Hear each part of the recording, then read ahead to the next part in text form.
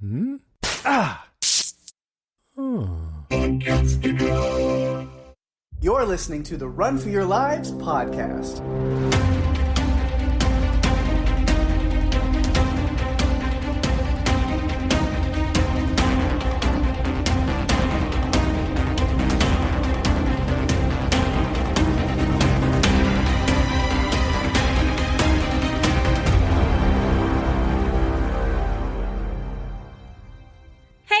Welcome to the show. I'm Daphne. And I'm Pake. And this is the Run for Your Lives podcast. This episode is the science fiction horror film C.H.U.D, directed by Douglas Cheek and released August 31st, 1984. Yes. And yeah, I can tell. My first thought as soon as this movie started, I go, this is 80s. The music and the opening credit style. I was like, I gotta go grab a jean jacket or a tracksuit before I'm allowed to watch this. Hang on, I'll be right back. Oh my god. Funny. I gotta grow my mullet back out real quick. No. There's no need for that. There's no need for that at all. Going back to the mullet, no. No. There weren't a lot of mullets in this movie. No, not really. No, it was kind of before the mullet became a thing. That was more of the late 80s, like 87, 86, a couple years after. Mm-hmm. Yeah, I watched this movie in the 80s. It's one of the ones that I have on in the background a lot because I know it pretty much by heart. I actually put it off. I did not want to cover it on this podcast because I knew that you might shred it, and I think you probably will. So I wanted to wait until I was ready to be able to accept that. I feel like 120 episodes later from Run for Your Lives, I might be ready to accept it or to defend this movie. Yeah, we'll just have to see. Well, our audience knows we don't talk about this before, so I have no idea what Pake thinks of this movie. I've said nothing. Nope. I have no clue. No idea. Well, we'll get into it, of course. First, you've got some fun production notes and things to bring to us. I do. Just a couple. So the filming locations include Jersey City, New Jersey, and all over Manhattan, New York City, New York. The screenplay was written by Parnell Hall. He is more of a mystery writer who is best known for his series Stanley Hastings, and then another one called Puzzle Lady. The tagline for this movie is, "They're not staying down there anymore." Budget was $1.25 million. It grossed $4.7 million at the box office. It's 88 minutes long. Pake, it's time for a synopsis. All right. A bizarre series of sudden disappearances on the streets of New York City seem to point towards something unsavory living in the sewers. I read that today when I was doing research. That's an IMDb synopsis. How could you tell? When do I ever use that besides every week ever? Well, sometimes you do adjust it to make it a little more Pake, I guess. But not today. No, not today. No. I needed a nap today. Today's been a long day. You know, once you get to Thursday in the week, I feel like I get I'm just tired. Not really cranky or anything, just sleepy. Yeah. Like, I needed a nap today, but I didn't take one. Oh, yeah. I wasn't going to, and then I realized I was like passing out in my recliner. And I was like, yeah, I should go lay down in bed for I set an alarm or a timer for 30 minutes or 35 minutes. Give myself that 5-minute window to fall asleep. And then and it was good. There was a great 30-minute nap. And then the alarm went off and I turned it off and then rolled back over and slept another 30. But that's how it goes. I wondered if maybe you hit snooze a bunch of times. No snooze. Cause again, it was a timer instead of a alarm. So. Okay. It was With the alarm when it goes off in the morning. Oh, I'm bad with snoozing, man. Like 12 times, I swear to God. I will set it for a half an hour before the half hour snoozing time. So basically, if I have to get up for 9 o'clock, I'll set the alarm for 8 so I can hit snooze like 4 times at least. I know. And then I get up and it's like, okay, all right. It's like, I don't want to be tired from getting up right now, so I'm choosing to be tired instead of from waking up every 10 minutes for an hour. Yes. Now, they say that you should put your phone further away, like on a dresser or something, and then you have to get up to go shut it off. And I'm thinking, okay, this is what I would do. I would get up angrily, go to the dresser, hit snooze, and bring the phone back to my bed so that when it went off again, I could hit it again. Yes. Because snooze is one of my favorite friends. Mm-hmm. I will do it. I do it without even knowing I did it sometimes. So that's where I that get in can trouble. be dangerous, right? It really, really is. Yeah. Anyway, sleep pattern, tangent aside. This movie, all right. We do like it as we usually do, going through characters, but the way we had our doc with the characters, this is another one where I bunched them into just different groups of characters mainly, and then kind of worked orders around, because pretty quickly on and then through the rest of the movie, I realized I don't care about George at all. So what? You don't care about George? I don't. Now, why don't you care about George? He's just a nothing character. A nothing character? There's like one thing about him that I care about at all. Really? And then the rest of it is like, you don't need to be here. But that's okay. He did. He's the one who took the picture. He took the pictures. Yeah. He did his thing. Now go away. No, he's fine. I don't have anything against the actor or the character. I just... wasn't a main character to me at all. I think really? Bosch was easily... Captain Bosch was the main character. Yes. That was most important and crucial to the story. And then AJ was the character that I actually cared about and liked the most. So you liked AJ? I did. He was a humanitarian. Mm-hmm. Like, he was taking care of people, and he treated the homeless and the ones that lived underground like they were actually people. Right.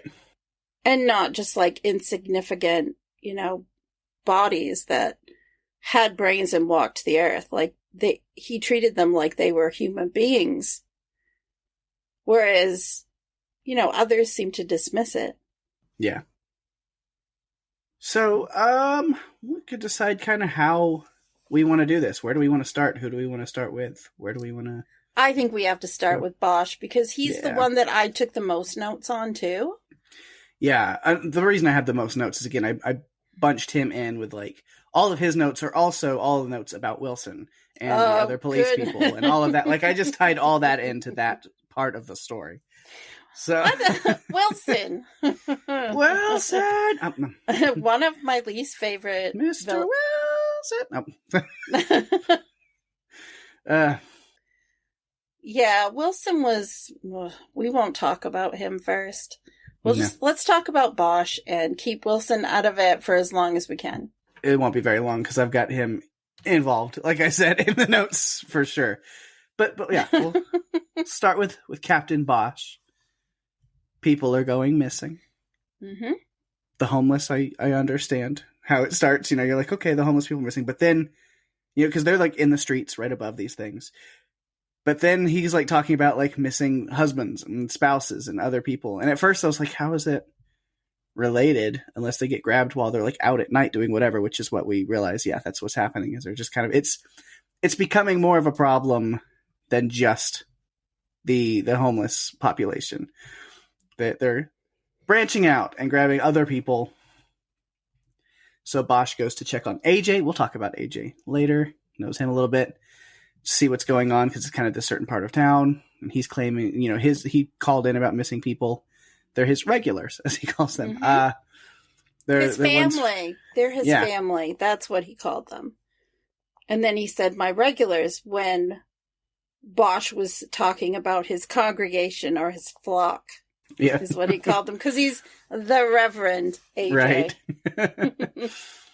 Right. Yeah, but his regulars, family, whatever, from underground are not showing up, except for Val has been showing up, but he's a little out of it. There's something going on with Val. Yeah. Well, yeah. Val likes to quote the Bible. Mm-hmm. Yeah. And AJ is the one that mentions that the undergrounders have been arming themselves with weapons, which is a little strange that they're really important. Of course, Bosch is now thinking about Miss Monroe, the lady that they had to arrest and pick up that morning for trying to lift a gun off of a police officer. Like, Can you imagine? Here's this homeless lady trying to steal a gun from a cop. Like, something's going on. This doesn't happen.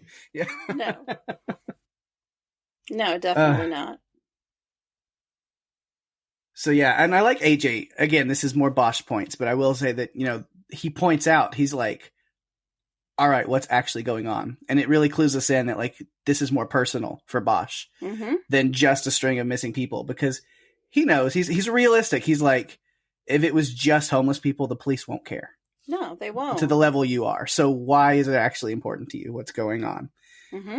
So that's where you learn that the night before, Bosch's wife was the one to disappear. It was the lady from the very beginning of the movie, which I saw that and I was like, see, that's why you never pick up your dog's poop. For more survival tips from Pake, follow me. No. I've never seen a single survival tip on your Twitter. Yeah, it's the first one. I'm writing a book. First one, never pick up your dog's poop. It's going to be a sensation.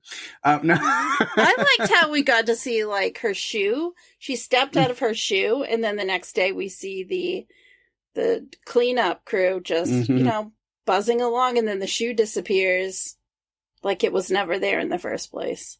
And I feel like that's kind of how people, the general public, view the homeless and those who live underground, like they just don't exist. Right. They're there, but they're not really there. They're insignificant. And that's a little bit depressing if you think about it that way. But at least AJ cares. Yeah. And then that's a part I was a little confused about.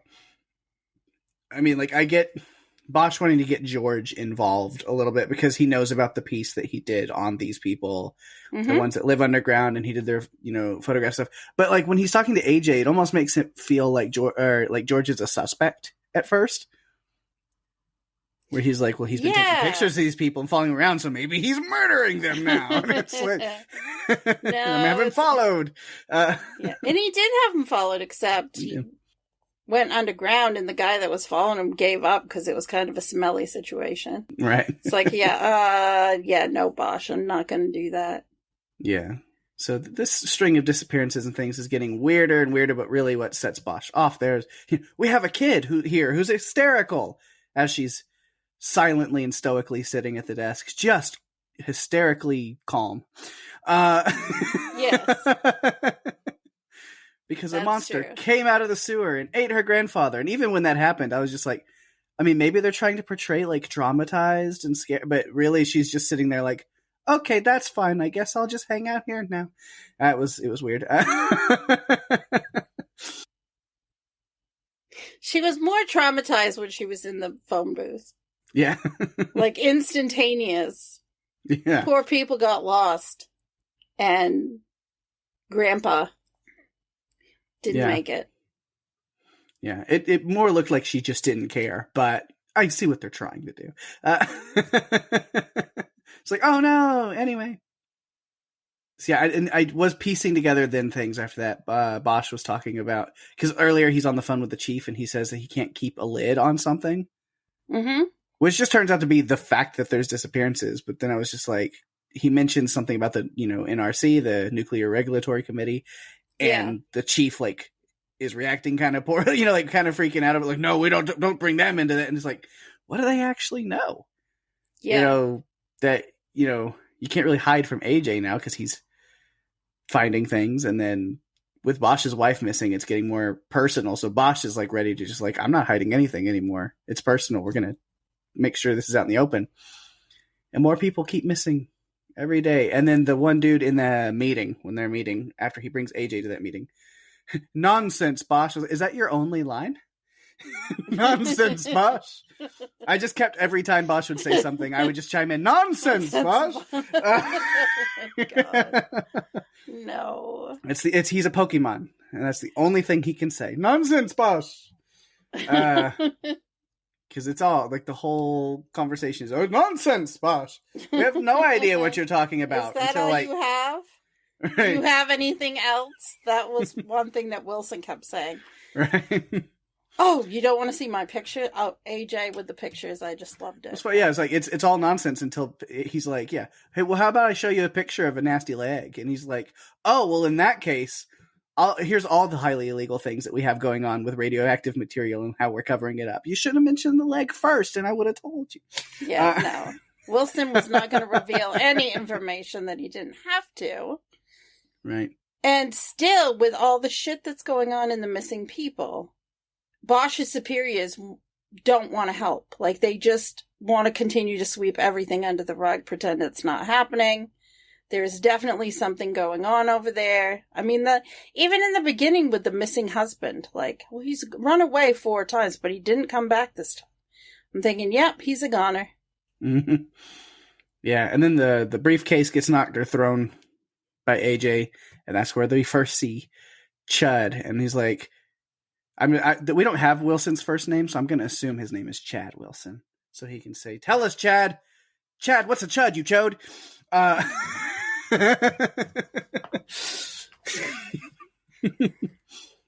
But it's confidential. Can't you see I'm lying and covering all kinds of stuff up? I can't tell you about the cannibalistic humanoid underground dwellers. I just can't. No. Ring, ring. Oh, there's a phone. Oh, conveniently, now I can tell you. So, That's what they are. We know all about it, and I just haven't said anything till now for reasons.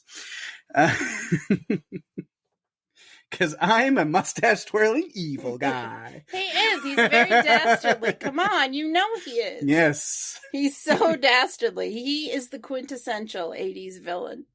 I know, because then he's just like, well, this couldn't possibly happen again. There's absolutely no way in hell there could be more of these things. Yeah. I'm a big-time liar who's done nothing but cover everything up, so you gotta trust me. Yeah, but they should have known. I mean, the doctor said there's every indication this once was human. It's dressed in the rags of a Bowery bum, which means, hell yes, given all the people that have disappeared, all of AJ's flock, hell yeah, they're going to be turned into those creatures. Right. And it also means that guy really loves poetry, the way he spoke. Yes. Are you talking about his rags of a Bowery bum? Yes. Quite a poetic line. It flows. Yeah, I did have to applaud Bosch with his boss move.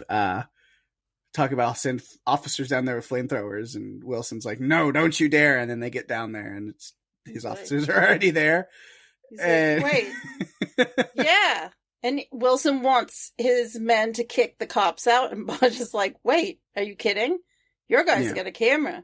Mine's got a flamethrower. And he didn't say it with enough, like, fire. Like, mine's got a flamethrower. I know, but because he doesn't trust Wilson. And so it's just like, oh, yeah, I'm just going to let you see. My guys are going to go down there, and they're just going to check out, whatever's going on, and everything's just going to be what I'm saying it is. Which I was like, I'm going to take a wild guess and say he's lying. I know, it's a crazy thought. But of course he's lying. And I love the random third guy that's with them while they're watching the monitors. Doesn't say a word. He's just sitting there sipping on his coffee, watching this pissing contest go on between them. And he's like, oh, this is so juicy. It's much better than the Kardashians. I am living for this drama. Like, yeah, but then later on, he's falling asleep at the monitor. Oh, no. Yeah. He's got no expression. He's just. Oh, it's so funny. Yeah, I have the other note about him is, because later, the coffee guy, I was like, hey, coffee guy, your show's back on the TV. Yeah. Yeah. It's time to say your one line. Oh, hey, who are you? Good job, buddy. You nailed it. Here's another cup of coffee. Yeah, keep it going. Man. I really felt for Bosch because he he found his wife's body. Like, they found it. They found his wife's body. He went to the scene. He didn't know it was his wife's body. I know, he found it looked like just a head from when I was. It was a head. And it wasn't even in a box. No. No. And he was, of course, distraught. Mm-hmm. Yeah, and he's distraught there, and then he's also dealing with really realizing how evil Wilson is. I was like, yeah, he's the actual real villain. He's like, we could just use gas and fill up this area under the city, because nobody will get hurt. At least nobody that matters. Nobody that I view as human. Yeah, I'm not sure what the terminology would be for the person who did not make it out. The devil. No, the devil. Oh, I already know someone that goes by the devil. Yeah, I don't know. But at least he's at this insane. after the Chuds attack the flamethrower cops and Wilson's team, that's when Commissioner and O'Brien are finally on board and realize that Bosch is. It's like, we can't discredit the. And then that's like your confirmation. Mm-hmm. Yes, this is the shit that's been going on, that they wanted to cover it up. And they can't because of the number of people missing. And they realize that Wilson is completely insane.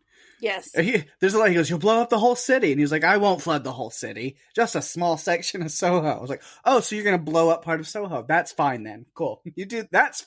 We're okay with that. No, we like Soho. Come on. We do like Soho. It's a different Soho than what we've talked about before. But I've been to this Soho. You have? Yeah. Been to New York City a number of times. It's a fun area. Can't buy anything there. It's way too expensive. But it's a nice part of town. And then, after that, every interaction between Bosch and Wilson, I just wanted him to punch him so bad. Yes. Like, whenever they're in front of the diner, and then, like, literally Bosch walks up to confront Wilson, I was going, punch him, like, literally out loud, just like chanting to myself in my living room, watching, punch him, and he gets like held back, and I was like, oh. And then later, whenever he's going back to like get the keys to that van, I'm like, punch him.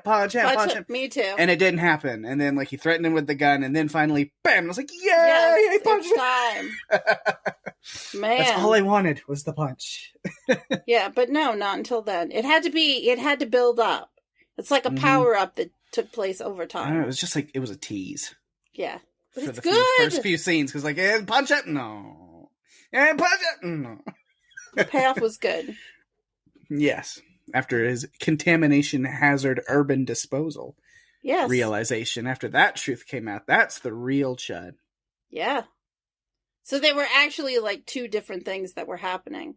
The one thing that was covering up Wilson's dirty little secret, and then Wilson's dirty little secret was the other thing. Yeah, and I was happy about the punch, but I will say after he shot Bosch and then he tried to kill George and AJ, then him getting shot and blowing up in a van is a little more appropriate. I'll take it. I was happy with that too. Yes. Me too. I like that AJ was the one who shot him. Mm-hmm. It's like you left him down there to die. You're responsible for Val dying because you slammed. Whether or not Val is coherently all there, he still is a human being and he's deserved to live. And that guy slamming that door down on his nuclear head. frat bro. That's what I called him. I think that's a great nuclear name. Frat bro is that guy to me. Yeah. Because I just put or the coin swallower, which is. I mean, really, who does that? Psychopaths. That's who does that.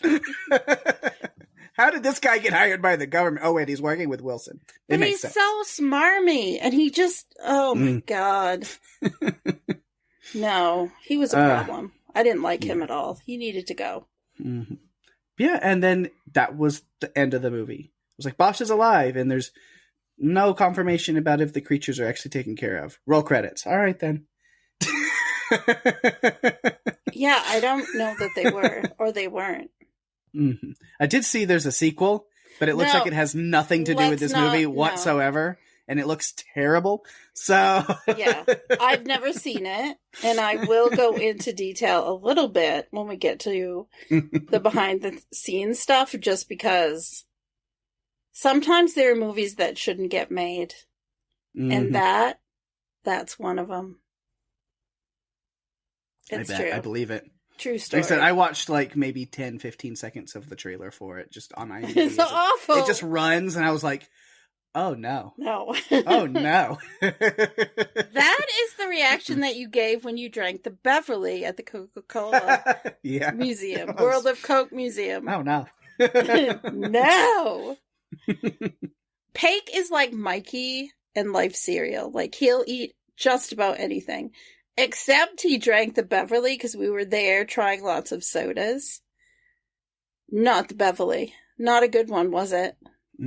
Not good. No. Now the weird plum Fanta that tastes like barbecue sauce. I was into that one. I like that one. But no Beverly. Anyway. So yeah. So those are all my Bosch notes. Those are all your Bosch notes. Okay. / Wilson / government / police / that. Okay. Well, couple of things. Love that Bosch says to AJ at the end, nice shot. Mm-hmm. Because they had a history together back when Bosch was a lieutenant, not a captain. And so when they were catching up, AJ was learning that, oh, well, now he's not that, and now he's a captain, and he does this, and what the hell are you doing here?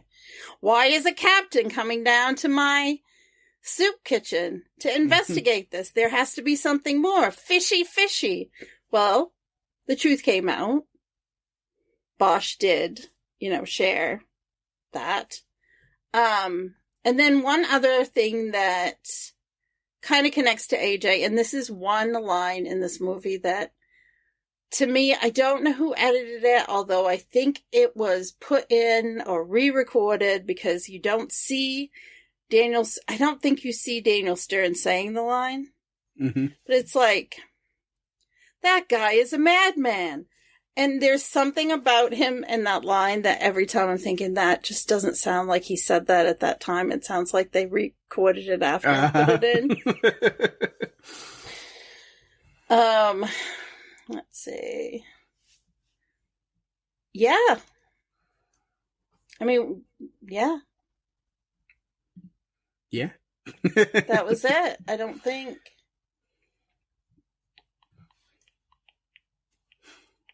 Nope, that's all I have. All right, so where do we go next? We have to go to AJ because I love AJ. I'm good with that. He's such a great character. Daniel Stern, just amazing. The second when he first appeared on screen, I got excited. I was like, oh, "It's Marv, the Wet Bandit, and he's a good guy feeding the homeless." What led him to a life of crime and attempted child murder on Christmas from here? I don't know. No one knows. But yeah. Yeah, and it was just like 5 years after this that he was in Home Alone. Yeah. So it's not that long after. Home Alone was like 90, right? So yeah, 89, 90, yeah. Yeah. Yeah. But I was excited to see him.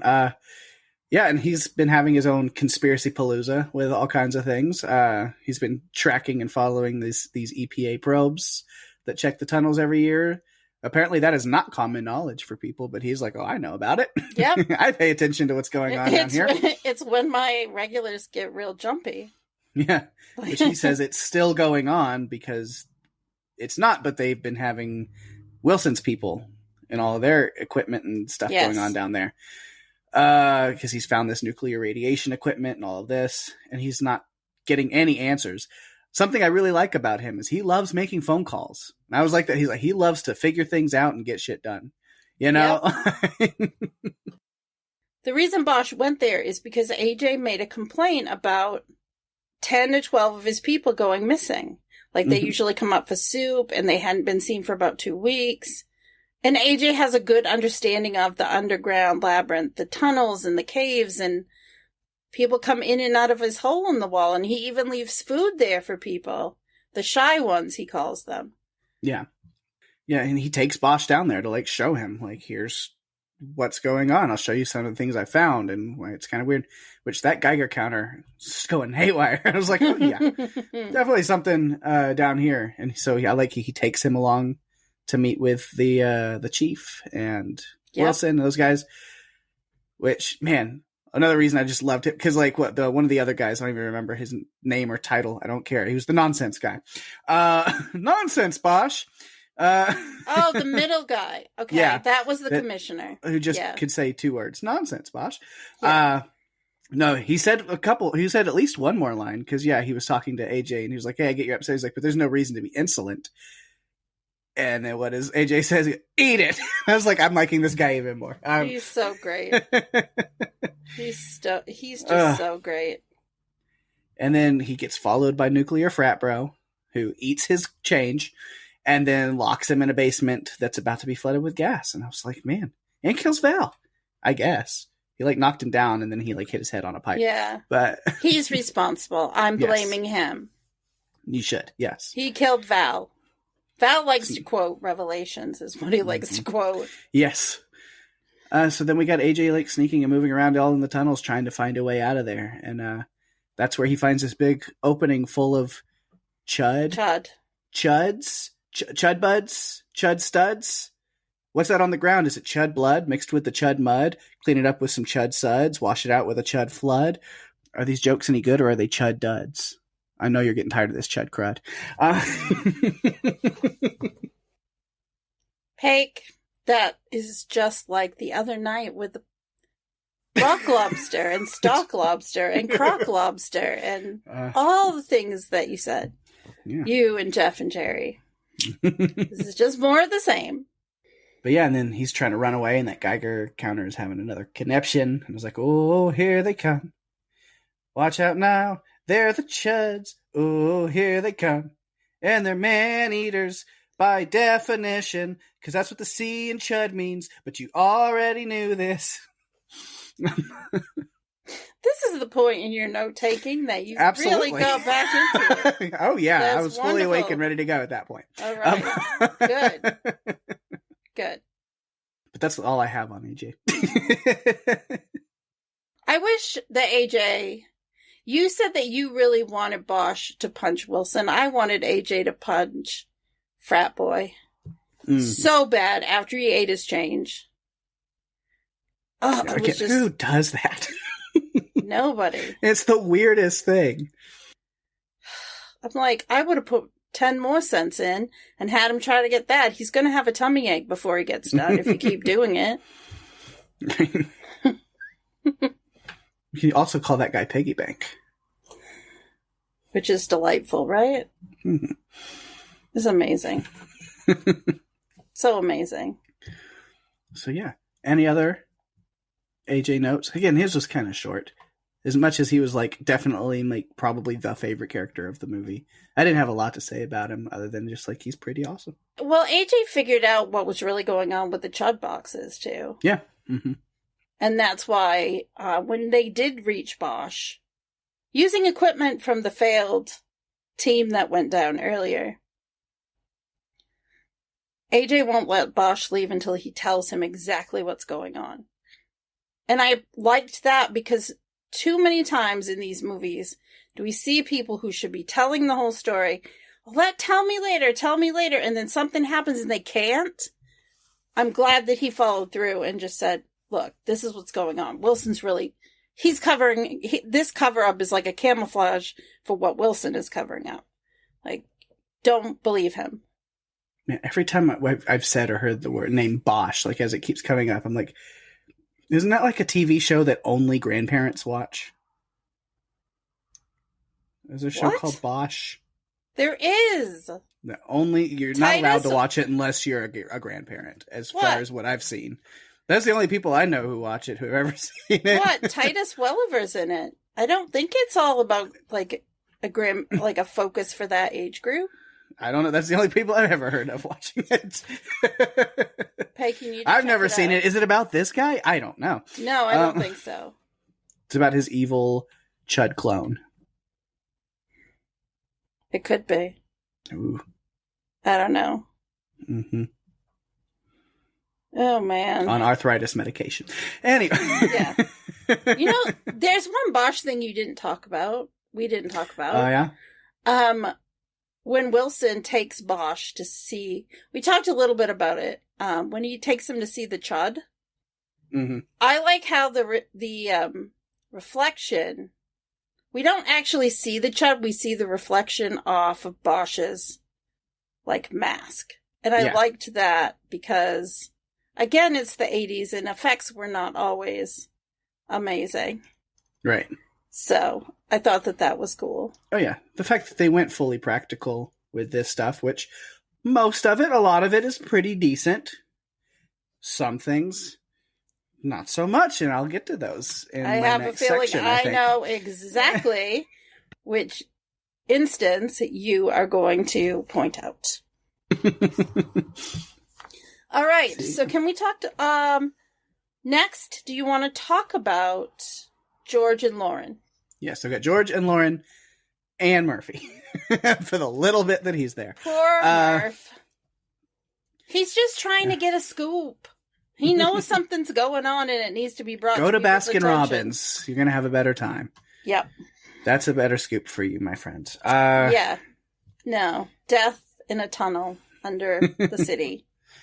No. Yeah, so we have George and Lauren, the photographer and the model, which I feel like that's actually pretty decently common. Yeah. I think that makes sense. I wasn't sure what to make of George at first. Beginning of this movie, I was like, oh, he's self-absorbed and kind of a dick. Got it. Yeah. Moving on. But we learn a little bit more about him. He knows Miss Monroe. He's been keeping up with her, of course, kind of part of his project and piece that he had done, taking pictures of her, but he seems to have remained friends with her in some fashion, to where, I mean, he bails her out of jail after the gun incident and takes her all the way back down in the tunnels to her home. Can you imagine walking under the city, like way down, under here, Right. through here, up here? I mean, it's like you should be wearing hiking boots with all the Right. climbing and moving. Yeah, and the other people know who he is. He's the photographer guy. Hugo wants to kill him over and over. It just doesn't happen. He's like, oh, wait, no, I still can't kill him. Still like him. Got it. Right. No. He's good. Remember, he took your picture. And anyone who takes your picture is a good person. Nope, that's not going in the book. That's not going in the book. We're omitting that one. That one's not true. No. Definitely. Yeah, and then, of course, he learns the gun was stolen for Victor, her brother, who was attacked by something and is in really bad shape. And then, yeah, I didn't like George at first, but then after this, and then he comes back home, and Lauren is pregnant, and I was like, okay, I didn't think I liked you, but look at you being all progressive and shit, making sure everything about the pregnancy is up to Lauren. He literally says, your body, your career, in the 80s nonetheless. And I was like, okay, he's on the good list now. We're moving him on up. All right. I liked that too. Because I just thought about the era that we're living in right now and so many conversations about a woman's choice. Mm-hmm. That this was ahead of its time because... Absolutely. Yeah. I think it was ahead of its time in a couple of ways too, with like the environmental stuff that's going on and how it can affect an area of, the city or an environment, what it can do. Yeah. And why it's a problem. Yeah. And then that's after that, she's pregnant. They go out together. They're kind of celebrating and talking and discussing their plans for the future. And that's where they meet Murphy. He's like, hi, I'm Murphy. I've been creeping around and stalking you to let you know that yesterday someone was creeping around and stalking you. Who would do such a thing? Man. I don't know. I don't even remember. I don't know who the actor was. If they're even still with us, I don't know. But I don't know much about this Murphy character. All I know is I was not really feeling that performance. It just kind of seemed flat. Like before they go down in the tunnels, he's like, pictures? I don't have your pictures. The cops have your pictures. Now I want to go down there right now. Let's go now. I'm like, all right, sure. And then the kind of creepy weirdo Murphy got yoinked by a monster, and I was like, oh no, so sad. Anyway. Well, he had a gun. And his comment was, well, if Victor wants a gun, I want one too. He's like, I want a gun. Which they needed the gun. Yeah, was helpful. And then we go back to Lauren, and she's having to deal with her own problems. While George and AJ and Murphy and everybody's running around down in the tunnels, Lauren's back at home going, it's a cat. The dog, honestly, I have no idea what that's supposed to be. I don't know. Do you know now what it is? Well, yeah, I'm glad she was able to recognize it as a dog, and I'm assuming it was Bosch's dog from the beginning of the movie. But legitimately, I was like, that's a thing. I don't know what creature that's supposed to be, but it's dead. Yeah. I think. I hope. Yeah. Quite sure it was. Yeah. And then you got to have a good shower scene in any horror movie, right? So after that, she's there. And in this scene, the drain is clogged by blood. And a DJ who's trying to play jungle music, but relies way too heavily on scratching records, and it sounds terrible. Oh, man. Like, what was that soundtrack? Like, back off on it a little. Yeah. Tiny bit. Yeah. Yeah. One thing I thought was interesting that they threw in here, just kind of as like a side point, like it's underlying, but then we really see it because George gets to Victor and he is like killed Hugo and has started this transformation into a C.H.U.D. Like he is one. So it's like, oh, so it's like a zombie infection from radiation, but it seems like you can also turn from a bite or a scratch or something over time if the radiation is left untreated.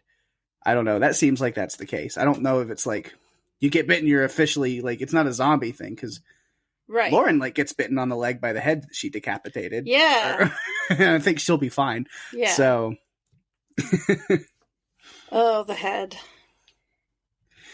Yeah, which Lauren, again, that C.H.U.D following her up to the, I call it apartment, but technically that's an art studio that they're just living in. Yeah.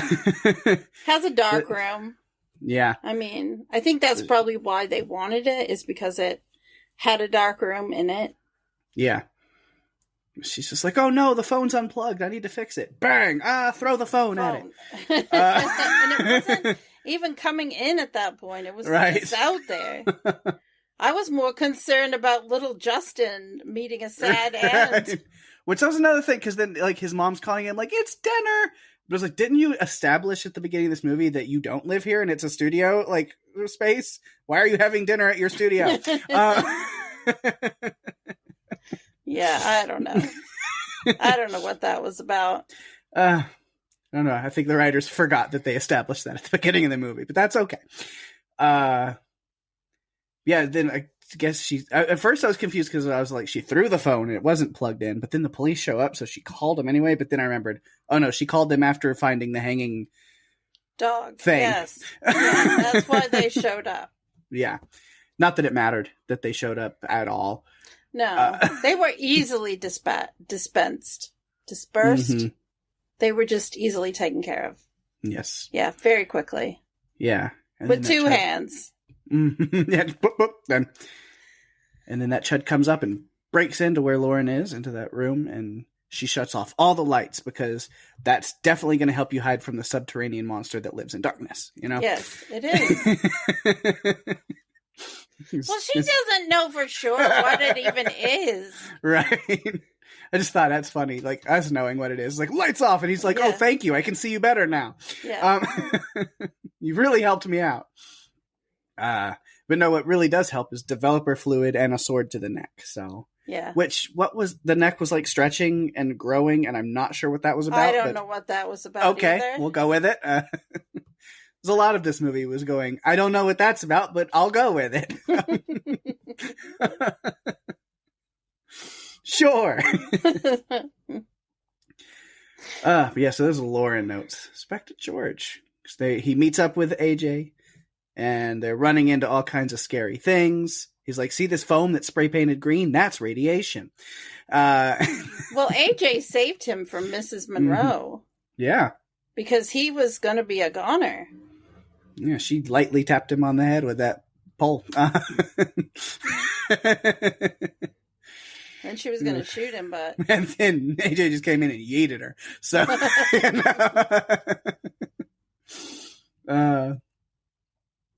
yeah, they find the camera, which somehow they knew it was connected to a series of monitors that Coffee Guy was sitting up there not paying attention to. And... I know, but... Poor George. I mean, at one point he's like hysterical because of things that were happening. Just body parts strewn about. It's like, what happened to the camera guy? Oh, he's there, right there. And over there. And over there. And we need the headphones. And they're on his head, which is over there. Yeah. And it's like, he can't. You got to let AJ do it. Because AJ's ready for this world. George is too... He's just not... Yeah, no. He's not capable. Not really. He's not. He didn't need to be there. No. He didn't want to be there. He's like, no. Yeah. But yeah, they get the camera, they get word to Bosch, so Bosch is able to get to them and save them in time, let them know that Wicked Wilson, the vile villain's about to fill the place with gas. And then we talked about kind of the ending there already, so no need to repeat it. But yeah. No. I did think it was funny. Lauren she ran outside and she got in the police car. She didn't wonder where they were, really. She just got in it and drove off. Just sirens. Is it stealing a police car if the officers are definitely dead? I don't know. How does that work? Well, she took it and drove off. She's like, my husband's in the sewer. My husband's in the sewer. Who do I talk to? Well, he went over there. And I'm like, thank God she went running over there because the shit that's going down, she had to yell so that George and AJ would get out of the way of, Wilson inside a truck. Mm-hmm. And when he mentioned that there was something rigged up to those trucks so that if they had an impact or something, they'd blow up, I was hoping it would come back to bite him. Right. Yeah, he was just like, they're rigged to blow if something impacts it from underneath, so watch potholes. I'm like, God, I'd hate to be the guy that has to drive and park that truck. That's nerve-wracking. Yeah. You can't do anything. You'd be a wreck the whole time. Oh, my God. You'd have to be medicated to drive that truck without worrying. Oh, my God. What am I going to do? I got to keep it out of there. Mm-hmm. But, so that's all of my character notes. I do have a couple of extra notes. Really just one scene that I want to talk about that's more C.H.U.D related. Okay. What scene do you want to talk about? John freaking Goodman. What? Oh, hell yeah. I wondered if you might notice him. Did not expect that. He walked in. I was like, what? No. Yay. It was awesome. And he says, I'll have a rare cheeseburger and a Coke. And I just be like, a rare cheeseburger, you say? Well, this one's from Peru and has a degree in nautical archaeology. Is that rare enough for you?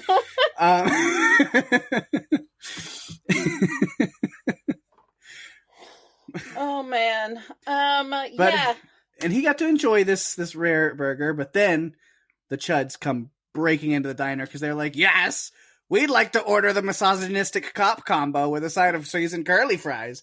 Diet Coke, please. I'm watching my figure. Yes.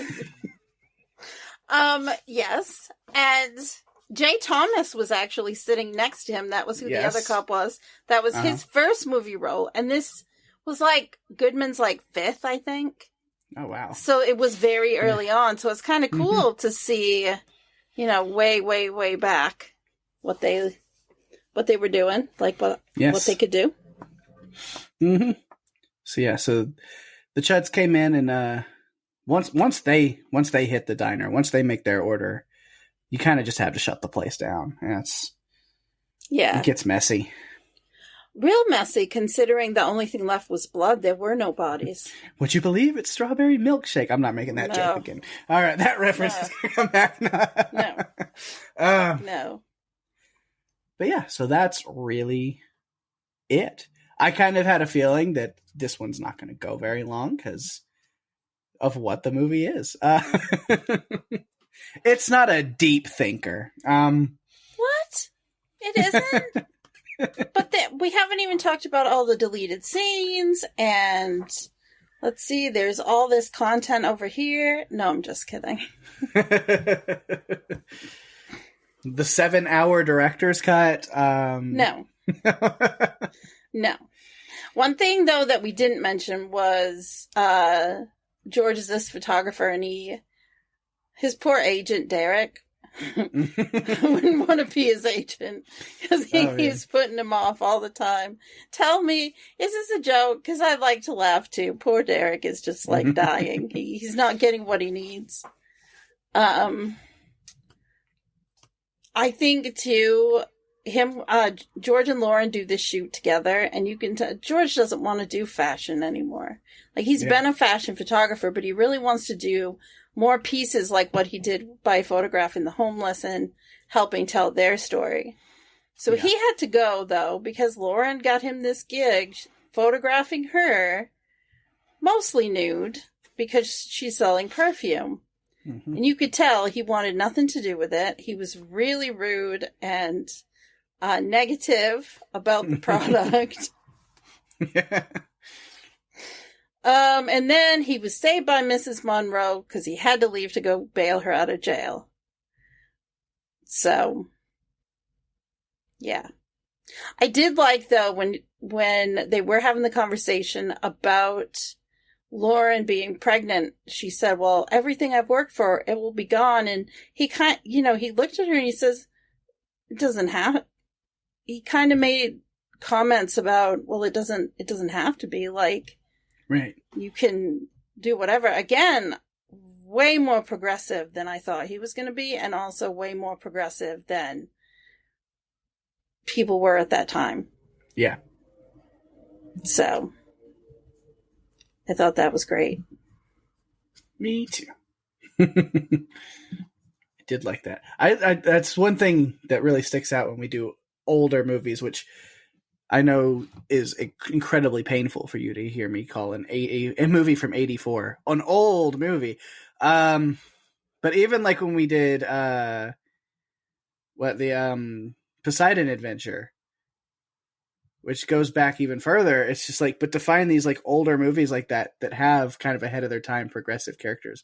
Like that's like, I loved the preacher, the Reverend character in that, because he's already talking like very progressive, like deconstruction thoughts and ideas at that point. And I was just like, what is this? I love it. Like, I know. It was ahead of its time though, really. Well, I don't think you shredded it too bad. No. It made you laugh, though. You had a lot of fun watching this, I bet, because I did. I enjoyed it. There were things that were silly, and I'm sure that you found the humor in everything. See, like, I do really enjoy a goofy movie that knows it's being goofy and just, like, it knows what it is and lives within its realm. When I shred a movie as a movie that doesn't recognize what it is and takes itself more seriously than it is, or tries to ignore the fact that it's goofy, then it's like, no. Can't handle that, can you? Like The Happening. What? What? Yeah, no, what do you mean? It's not even just the dialogue, it's the expressions. The facial expressions. Sometime we need to just have a podcast where we talk about some of the goofiest things or things that stick out to us about certain movies. Because there are just some that I just look back and say, we already covered that, and oh my God. The things I remember from it. Right. So, well, if there are no other notes, then you know what that means. We are at the time to talk about some behind-the-scenes stuff. So, although C.H.U.D didn't get a ton of love in the beginning, it's now become a cult classic. It's been mentioned in pop culture, including The Simpsons, Clerks 2, Archer, and The Flash. Several posters for C.H.U.D included a lengthy text introduction that stated, according to a recent article in a New York newspaper, there were large groups of people living beneath the city. This report was false. What actually lives under the city is not human. C.H.U.D is under the city. The original concept art for the C.H.U.Ds, featured in the still gallery of the Anchor Bay DVD release, shows that their faces look more animal-like in appearance. So C.H.U.D was part of the inspiration for Jordan Peele's 2019 film Us, which we have covered on this podcast. And you can see a VHS version of C.H.U.D in the movie. I think I pointed that out. I feel like you pointed that out. So we already talked about Jay Thomas and John Goodman. This was also the film debut for Kim Greist. She's mostly known for her role as Laura Seaver in the Homeward Bound films. Bosch's wife Flora is the first victim in the film and is played by Laura Matos, who is married to Daniel Stern and has been since 1989. In 2011, as an April Fool's Day joke, the Criterion Collection, which is the U.S.'s most prestigious distributor of home video, announced that it was releasing a special edition DVD and Blu-ray disc of the film. Of course it didn't. It was an April Fool's Day joke. The title of the movie C.H.U.D was the inspiration behind the name of a film news website, CHUD.com. However, in this instance, the acronym for C.H.U.D was given a different meaning, standing for Cinematic Happenings Under Development. A sequel, I know, Pake, you've been dying to get to this part. C.H.U.D 2, Bud the C.H.U.D, was released in 1989. While it's mainly linked by name, the movie is considered a very loose sequel to C.H.U.D, as there are several references to the original film in both dialogue and plot. Like its predecessor, C.H.U.D stands for Cannibalistic Humanoid Underground Dweller, but the alternate acronym, Contamination Hazard Urban Disposal, is not used in this movie. Despite the poster having the creatures, C.H.U.Ds, looking the same from the first film, and being right at the manhole cover, they are actually different-looking zombies, and there's no sewer involvement in C.H.U.D 2. However, I also did read that Bud the C.H.U.D was actually going to be a sequel to Return of the Living Dead, which probably would have made more sense for it. Uh-huh. Because it's much more like Return of the Living Dead. It's got, what I've seen of it, it's even more campy and silly.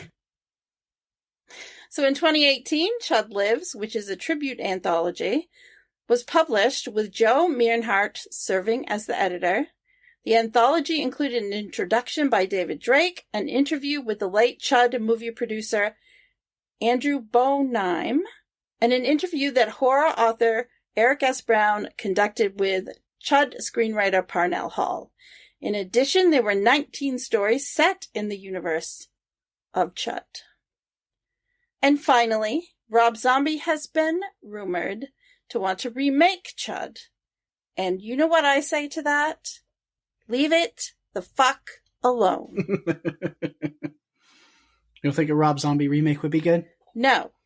Find something else. Leave it alone. All right, he'll do the 30 Days of Night reboot. I knew you would go there sometime. I don't know if I've ever really forgiven you for that. That's okay.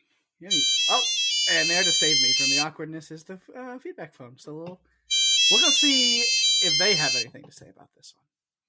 All right. Okay. All right, we've got one piece of feedback this week. I'll take it. And it comes from Brenda Tackett. New name, haven't heard. So that's awesome. Thanks, Brenda, for writing in. Yeah. Good to hear from you again. She says, I remember watching mainly because of John Hurd. My favorite bit is towards the end. I think it was near the end. Hurd's character goes more than a bit crazy when they find a room of body parts. However, when he's rolling around screaming, he hits a few of those body parts, and they're clearly made of foam and tended to bounce a bit when hit. Yes. Practical effects back in the 80s were not quite as sophisticated as they are now. But it works. It works. Thanks, Brenda. Please write in again if we're covering something that you want to respond to, or if you listen to any of our other episodes. Yeah. We'd love to know what you think. Well, if you would like to submit your feedback, like Brenda, you can do so a few different ways. You can find us on Facebook and Instagram at Run for Your Lives Podcast. You can find us on Twitter at RFYL Podcast. You can email us at runforyourlivespodcast@gmail.com. And if you're enjoying the show, please tell your friends. We are available on Spotify, Apple Podcasts, Stitcher, pretty much all other podcast players, including YouTube. Go to runforyourlivespodcast.com for all the links you'll ever need, and give us a review on Apple Podcasts, as that's the best way to share the love and get us out there even more. We really appreciate it. Yes, we absolutely do appreciate it. And speaking about sharing the love, we go ahead and give a couple shout outs to things going on in the podcast universe around us. First off, of course, my other podcast, Strange Indeed. Me and Rima still trucking on through season 4 of You over on Netflix. See, episode 8 is up this week. So we're getting close to the end. It's getting wild. That one's been a lot of fun. So yeah, again, if you haven't checked that out and you're watching You, definitely go over there and check out me and Rima talking about that. Our theories have been mostly pretty spot on, so we're doing pretty good this season. Well, Joe is quite a complicated guy, isn't he? Yeah, that's one way to put it. Of course, you are also podcasting on another podcast every week now as well. Still here on Podcastica. Because the Yellow Jackets WTF podcast is up and running. Yellow Jackets season 2 is upon us. It is. And Showtime's doing something a little different this year, or this season. They are releasing the episodes on streaming on Fridays, and then still airing it on Sunday at 9 p.m. Eastern. So our episode of the podcast, I believe, is going to drop on Fridays. Right after you've watched the episode, you can listen to us break it all down. And all I'm going to say is I'm really dying for people to see episode 2 and find out what they think about it. Yeah, because even with the early release on streaming, you're still getting the episode like a week in advance. Because you get screeners, because Showtime loves you guys. So that's awesome. Because this show is really complex. Me, Jason, Penny, and Wendy, we need the extra time to digest it. Mm-hmm. Yeah, there's a lot going on.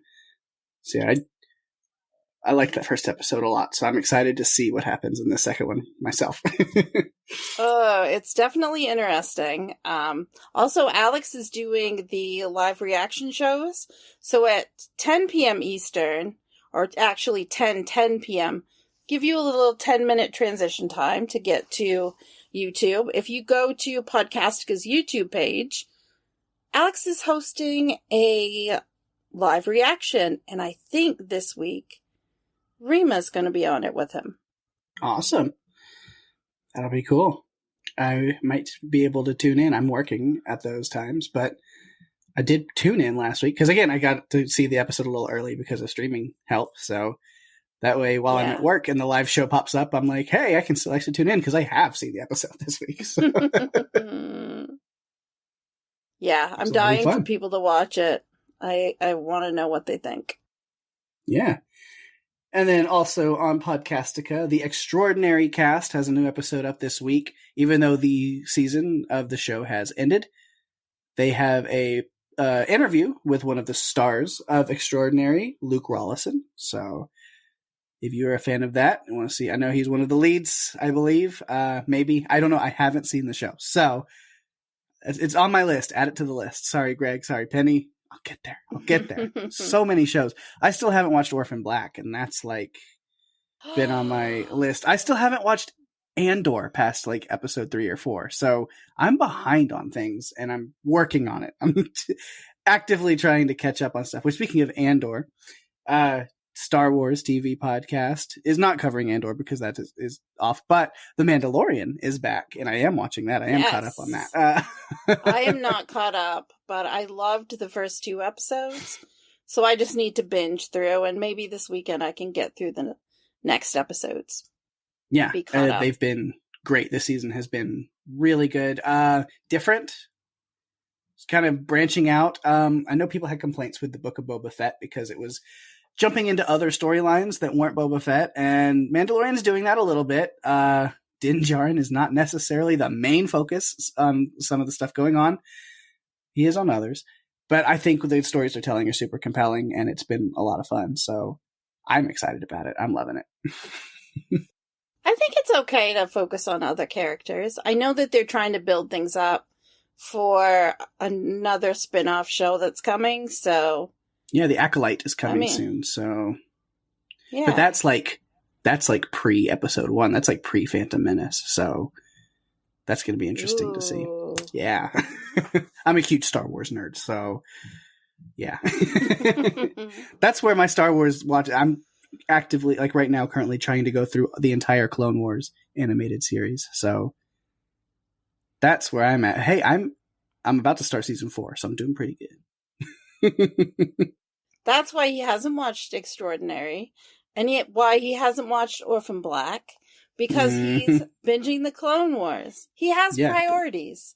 That's where I live right now. I live in the Clone Wars. I was gonna say like a location, but I mean they're hopping the galaxy. But I guess I'm in Coruscant most of the time. Anyway, don't you wish you could hop all over the galaxy, or at least be able to teleport? It'd be so much easier, right? Yeah. Oh, that'd be so great. I want travel to be that easy. Anyway, also TV podcast industries, make sure to give them some love as they are covering, again, I just think it's crazy to say like Star Wars and Star Trek worlds together because they're covering the Bad Batch, which I think might have just ended. Not sure. But it could have. Because that's one that I'm still working towards. All the Star Wars animated stuff I'm trying to catch up on. So Bad Batch is next on my list once I finish Clone Wars. And then Picard, the Star Trek series. So they're covering both of those. They've been covering those, talking about those. So if you're a fan of those, definitely check out TV Podcast Industries. Those guys are awesome. But lastly, it leads me to the place where I got to ask you what we're doing next week. Although I think we've already kind of teased it up a little bit. You do know it is the final movie of the season before our look back special. And we've kind of had a tradition around here, so we know what we're doing. People might know. Well, what season could be complete without us checking in on everyone's favorite graboid hunter, Burt Gummer himself? Mm-hmm. So we are going to be discussing Tremors 6, A Cold Day in Hell. I had never seen this movie, as is customary since we started doing this. I have worked my way through the Tremors franchise, one movie at a time, one season at a time. And so Pake and I had a great, fun conversation talking about the 6th movie in the Tremors movie world. Mm-hmm. And I might give a little information on how I might be checking in on our favorite graboid hunter, Burt Gummer, in real life. But you'll have to stay tuned next week to find out about that. I already know, so I'm happy. Yeah. But Pake, can you tell so Pake, you started reading a book recently by someone that we interviewed on this podcast. I did. So want to talk a little bit about that. Episode 100 was our interview with M.R. Carey, who was the author and screenwriter for The Girl with All the Gifts. And yeah, so if you listen to that episode of that movie or that interview, you know he is my favorite author. Above all, like number one, like just period, favorite author. And so it was an honor to have him on here and interview him and talk with him. And if you listen to that episode, he was kind of plugging some upcoming projects and books and stuff he was working on. And the first of those, Infinity Gate, released this week. And of course, you know, I pre-ordered it. It showed up at my doorstep on Tuesday. And I've been reading it, and it's incredible so far. I'm really loving it. It's a super crazy multiverse hopping sci-fi kind of thriller thing. It's really fun. It's got some really cool stuff in it. So yeah, if you need a great sci-fi book to check out, then yes, M.R. Carey, Infinity Gate is out now. So go give it a listen, because yeah, always got to plug that, because yeah, M.R. Carey is awesome. You listen to that interview, you know he's such an awesome dude. So go check out his new book. It is out now. Anywhere you can buy books. And I promise that I won't ask him every day if he's finished it yet. Because Pake is savoring this one Trying to by savor stretching it out. With that, we've reached the end of another fun, creepy episode. Thanks, everyone, for listening. I'm Daphne. And I'm Pate. And if you have to run from a cannibalistic humanoid underground dweller, you better run for your lives. Bye-bye.